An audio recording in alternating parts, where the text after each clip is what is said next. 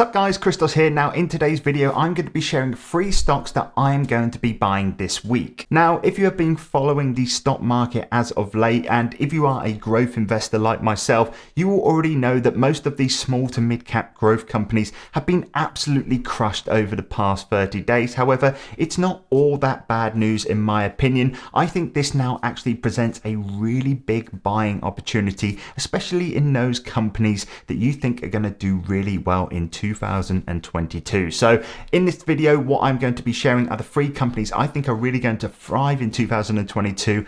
And yeah, let's get into them right now. So if we just switch over to my laptop, we can now take a look at the first company, and that is going to be Walt Disney. Now, everybody knows what Disney is. Everybody knows what it's all about, how it makes money. We've got the theme parks, we've got the Disney Plus, we've got the movies, we've got all the merchandise. It has so many different ways of actually making money. And if we take a look at this chart right here, over the past 6 months and even year to date, it is down 17.71%, which of course is a massive drop. And all of this does come with some good reason. Of course, we've had this C word. I'm not going to say it too much on this video, but that has had a massive effect on the theme parks. And still right now, these theme parks still haven't really got to the levels that they were before everything that has happened. And of course, we have a new variant that is now being touted that is going to potentially have an even bigger effect on Disney, especially within their theme park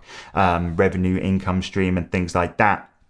However, I really do think that there's been a massive overreaction to this stock, and I have a couple of things that back this up. Now, the first thing is a screen grab that I took from Simply Wall Street, where their analysts actually believe that Disney stock right now is currently 48.4% undervalued. I personally do agree with them right now. I was expecting to see Disney stock by the end of 2021 in that kind of low 200s, maybe not quite as much as what they are estimating it right there, but I thought we were going to break the 200s when I first started investing into the company. And when I first started investing into it, we were in the midst of everything that has been going on with COVID.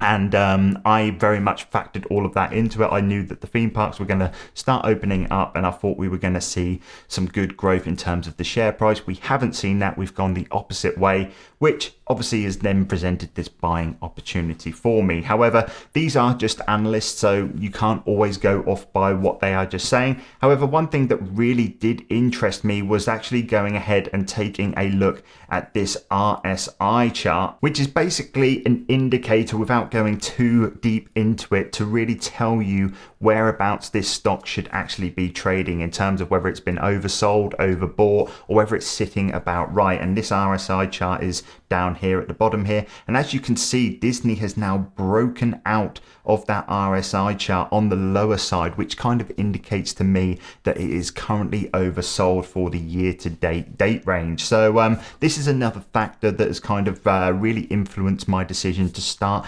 investing more into this company this week. And then finally, at the end of last week, I think that the company had some really positive news, especially from a PR point of view, and that is Disney appointed a woman chairman for the first time in its 98-year history, which I think is really positive and a positive move for the company. They have appointed Susan Arnold, who has been a board member for some time, 14 years there it says, and she is going to be replacing Bob Iger at the end of the year. So I think this is just a really positive move from the company. Will it have an effect on the share price? Probably not, but nonetheless, I thought I would bring it up in this video. Now, the next stock that I'm going to be investing into this month is actually an ETF, and it's one that I spoke about a couple weeks back, and that is the iShares Electric Vehicles and Driving Technology ETF. Now, this is a ETF that, like I said, I've only just started investing into, and you can probably guess what it tracks. It, of course, tracks the EV industry and the technology that backs it up. And actually, in the past month, it's actually 5% down, which is obviously quite a lot for an ETF because of the amount of companies that it actually has in the fund, let's say. However, the reason why I am investing into it this week is because I really want to start building up a position whilst the market is currently low in this EV industry. Now, the EV industry is an industry I should have invested into a long time, but there's just been so many other opportunities that stood out to me that's kind of delayed that process. Of course, I do not have an unlimited pot of money. However, obviously now I am now investing into it. However, I didn't want to go all in a company like Tesla. As much as I do love Tesla and as much as I do love the innovation that it's actually doing, obviously I want to buy a Tesla one day. I think it's much safer for me to get that full exposure to that industry, and that is why I am going with this ETF. Now, if we take a look at the fund's holdings, we can actually notice that Tesla and some of the big car manufacturers are going to make up the bulk of this ETF. So that's really good for me, for someone that does want to invest into Tesla. It has a 3.8% weight of this fund, which is quite a lot for an ETF. Another thing that we can notice here is that the top holding in the company is actually Nvidia, which is obviously a technology company, which is going to be driving the technology and the innovation of these cars. But then as we look down the list, we can obviously see some more familiar names. We've got Ford, we've got Samsung, we've got BYD, which is a massive electric car company over in China, I believe. And I just think it's a really nice and diversified way to actually invest into the EV industry, because at the end of the day, we all know that the cars are going electric. We know that this is going to be one of the biggest growing industries in the next kind of 10 or maybe even 20 years. And I just thought right now, whilst the market is down, I think it's a really good opportunity to start building up that position a little bit more aggressively than what I was when I first started investing into this fund. So that is the second fund. Now, if I was to switch back to the laptop, let's take a look at the third stock that I'm going to be investing into this month. And this is going to be no surprise to anybody that follows this channel, and that is Corsair Gaming. Now, this is a stock that I personally believe you can't lose on right now. We are currently 37.71% down year to date. If you invested into this company or opened a position into this company like I did, you are guaranteed to be down in your position. But there really, for me, hasn't been anything that has really stood out. Just like DraftKings, I spoke about it in my last video, there hasn't been really anything that has stood out from an individual company perspective that has made me think, this company is going to fail. This company has produced amazing revenue growth. This company has also sorted out its debt problem over the past couple of quarters. It's used its growth throughout the pandemic to be able to pay off a lot of its debt. That's something I think is really positive from this company. And the only thing that has really been holding this business back is, number one, the general market crash in terms of small to mid cap growth companies. And then number two, we of course have the global chip crisis, which has been affecting every single company that relies on chips. And I just think that, of course, this chip crisis isn't going to last forever. And when it sorts itself out, this company is going to definitely see the benefits from it. We even had the CEO even come out and said that,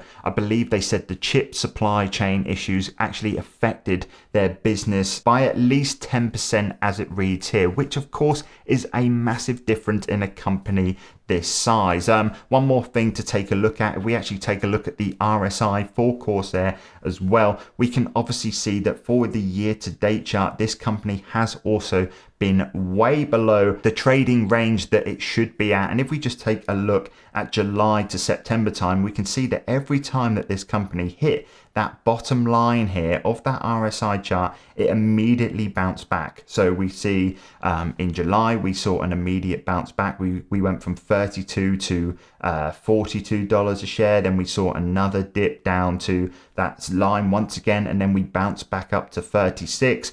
We saw another dip below the line, and then look at what we saw there. We saw a massive pump in the price. But then let's take a look at where we're at now. We're now trading the lowest we have ever been, way below that lower end of the RSI line. So one thing that I can definitely see is an immediate reaction to this stock, especially over the next coming months and definitely throughout 2022. So this is a really interesting chart. I'm definitely going to start using this more in my future videos. But They are the 3 stocks that I'm going to be buying this week. I'm very much looking now at 2022, the companies that I think are going to have a big 2022. And I think that especially Corsair Gaming and Disney, these have a massive 2022 ahead of them. The ECAR is something I'm just investing into, going to be doing that every month over the next couple of years, building that one up for the future. One quick honorable mention is of course DraftKings. I did actually buy that Friday, which is why it didn't make it into this video, but I thought I would let you guys know if you didn't already. But having said that, guys, I hope you found some value from this video. If you're investing in any of these companies, let me know in the comment section down below, and I will catch you guys in the next one. Take care.